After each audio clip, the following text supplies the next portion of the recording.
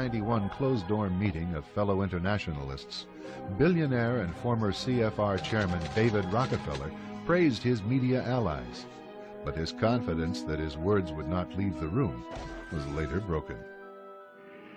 We are grateful to the Washington Post, the New York Times, Time Magazine, and other publications whose directors have attended our meetings and restricted their promises of discretion for almost 40 years. It would have been impossible for us to develop our plan for the world if we had been subject to the bright lights of publicity. But the world is now more sophisticated and prepared to march toward a world government. We don't want your world government! Leave Chile right now! Leave Chile, okay? Leave Chile! Your family is the most disgusting in the world, you know? You're a traitor to Chile, okay? You're a traitor to Chile, depending with him in this. Your world government will fail, okay?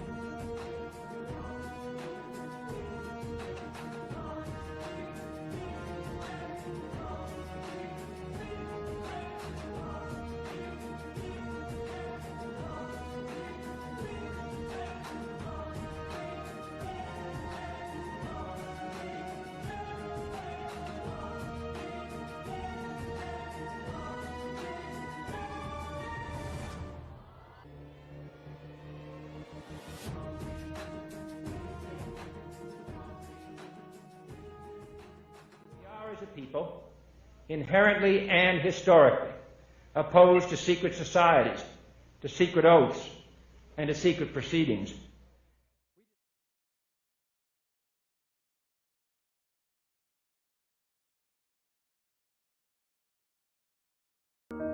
Now, the main enemy is Freemasonry. Freemasonry claims that it tries to make good men better men, and it accepts only men of high moral character, and it's an educational religious society. They seek to improve the community. But what they fail to tell the people is that Masonry has another purpose. It's completely unknown to much of the public and many of the Masons. Manly P. Hall, a 33rd degree Mason, said, quote, "Freemasonry is a fraternity within a fraternity, an outer organization concealing an inner brotherhood of the elect." In the first degree, the initiate is asked the following question: what do you desire? In the first degree, he answers light. In the second degree, he answers more light. In the third degree, he answers further light. But he's led phase by phase through a series of blood oaths. Now, Albert Pike, who's probably the most famous Freemason of all time, he was a Mason who simultaneously occupied three different positions. He was the head of Washington, D.C. Masonry, he was the head of American Masonry, and he was the head of World Masonry. Albert Pike wrote the book Morals and Dogma. It was published in 1871. It's been called the most important book of Freemasonry. It's been called the Bible of Freemasonry.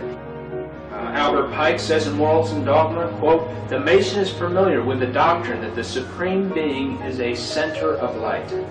And what is this light that the Masons are talking about? Page 321 of Morals and Dogma by Albert Pike. Quote, "Lucifer, the light bearer, Lucifer, the son of the morning, is it he who bears the light? Doubt it not." End quote. And on page 324, he repeats the thought. He says, quote, "A devil, a fallen Lucifer, or light bearer." He identifies Lucifer as being the devil. The New Agers believe the same thing as the Masons. Manly P. Hall wrote the book, The Lost Keys of Freemasonry. He says this, quote, "When the Mason learns the key is the proper application of the dynamo of living power, he has learned the mystery of his craft. The seething energies of Lucifer are in his hands." End quote. So the Masonic writers are telling the public they conceal the worship of Lucifer from the rest of the Masonic Lodge. In the 28th degree, the symbol, this is for the degree Knight of the Serpent, it has a snake biting its tail. And what looks to be a friendly person, but you look in the reflection here, as you can see, if you turn around, it's a demon.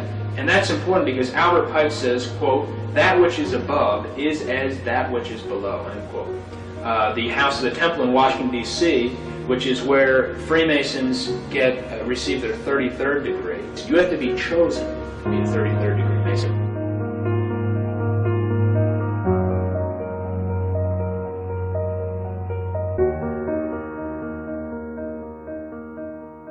In the book called The History of Freemasonry, quote, "This star represents good when represented with one point upward. page reads on, quote, "But when turned with one point down, it represents evil," end quote. The pentagram is one of the biggest symbols in Satanism.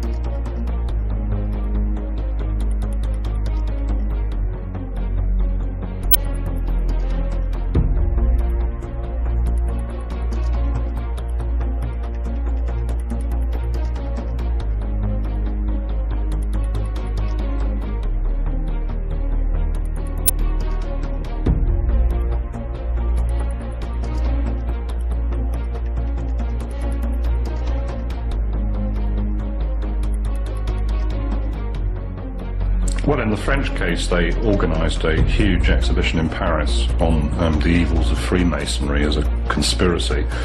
Likewise, in Britain, they would have barged into big Masonic lodges and confiscated all the paraphernalia. They might well have made a big exhibition of all this stuff in the Guildhall with all sorts of photographs and information and line charts showing this great Masonic network allegedly running Britain and pointing out how many cabinet ministers or whatever were Masons. And they would have tried to sell that to the population, saying, look here, you idiots, you've been governed for years by 200 sort of leading Freemasons or something. The Sonderfundungus List, GB, or Black Book, named 2,820 individual enemies of the Reich, who were to be hunted down and eliminated once Britain had been occupied. All the members of the British government and the civil service were on the list, but the remainder were the cream of Britain's intellectual and literary elite. With these detailed lists, British Freemasonry would have been eradicated, just as it was in the Channel Islands. It was on the morning of the 27th of January 1941 that squads of special troops, professional wreckers, arrived here at the Masonic Temple in St. Helier and set about the systematic looting and pillaging of this beautiful building. They stripped out all the main furnishings, and they also stripped out and ransacked the splendid library and museum. And as photographs which are taken at the Liberation show, the damage inflicted was horrendous. It was state vandalism.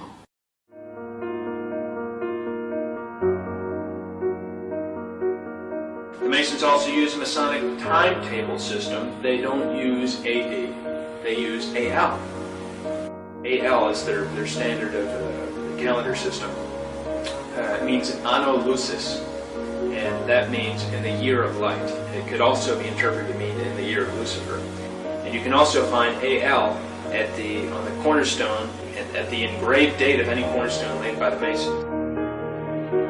The Masons definitely believe in symbology and numerology, and they have a fascination with the number 33. Masonic Encyclopedia says that Charleston, South Carolina was selected as the first home of the Council of the 33rd Degree Masonic Lodge. Major events that have happened on the 33rd degree latitude, it's where the first nuclear bomb was tested, Trinity Site, New Mexico. And the monument chosen to commemorate this site was an obelisk, which is a Masonic symbol. The 33rd degree latitude also passes over both Hiroshima and Nagasaki, Japan. These sites were the place where the first two bombs, atomic bombs, were dropped at the end of World War II. Truman was a 32nd degree Mason when he dropped the bombs. In October of 1945, he became a 33rd degree Mason. But the most astonishing incident that has occurred on the 33rd degree latitude of the map is it passes over the city of Dallas, Texas, where on November the 22nd, 1963, JFK was assassinated. The president passed an obelisk that is located right in front of the school book depository on the street where the president was shot.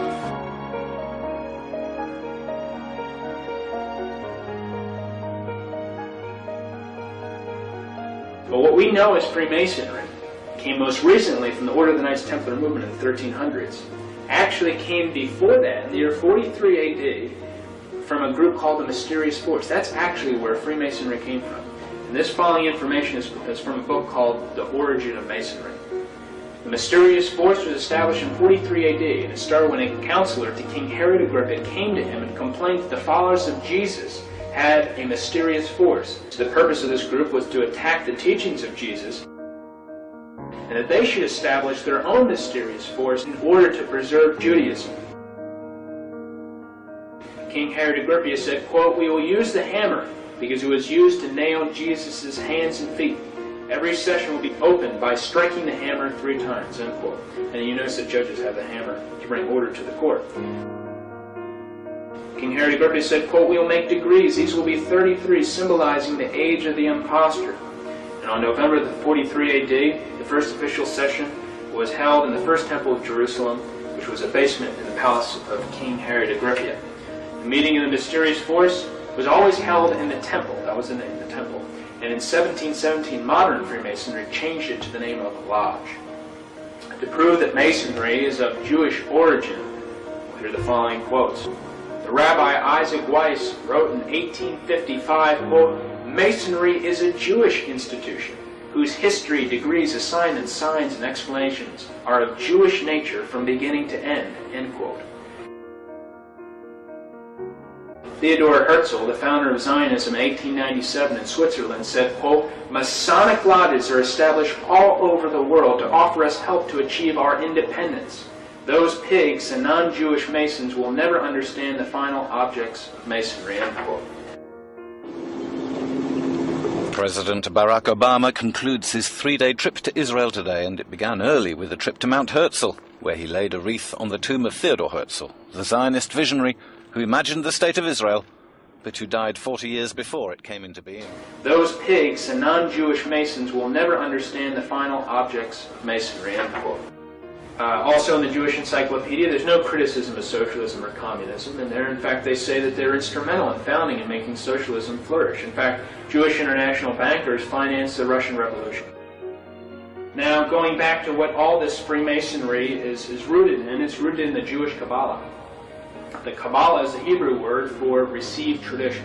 The Jewish Kabbalah is a medieval Jewish book of occult philosophy and magic based on mystical interpretations of the Old Testament.